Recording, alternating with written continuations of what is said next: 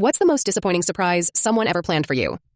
My husband, 34 male, told me today, Friday, that his mom will watch our kids, 2 years and 8 months, on Sunday after he gets off work for a surprise date. On our way home from lunch, he started the conversation with, "I know you don't like surprises. That's partially true. I just like to mentally prepare and get dressed up for the occasion." He continued, "My mom is going to watch the kids after I get off work, and we can go out on a surprise date." At first, I thought this sounded nice. Both kids have been sick, we've been fighting more lately, and I felt we really needed to reconnect. Then he asked, "What would you like to do?" I was thinking a movie.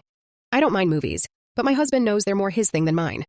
Then he suggested I look for a restaurant for us, or come up with something else to do.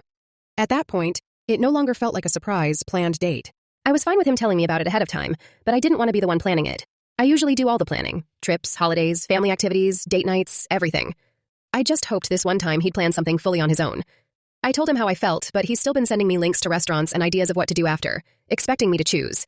Honestly, I'm feeling kind of disappointed now. Would I be wrong if I canceled this so-called surprise date my husband says he planned? Relevant comments. OP, don't pass up the opportunity to have some free time. From all the restaurants he sent, choose 2 and tell him, "I narrowed it down to these 2, and I'd like you to make the final decision so that I can still be surprised." Ask him not to tell you which one he picked. That way, he'll need to make the reservation and handle the details. Try to enjoy yourself and have a good time.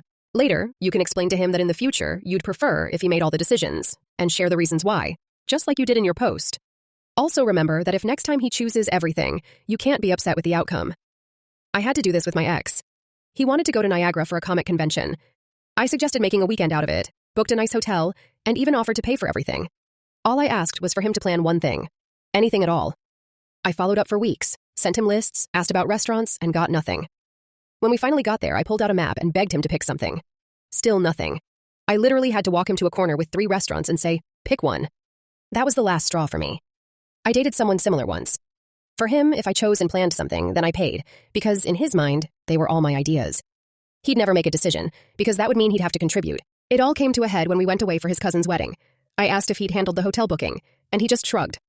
When we arrived, nothing had been reserved. He had to pay the walk-up rate, and he was furious. That was the breaking point, and we split the following week.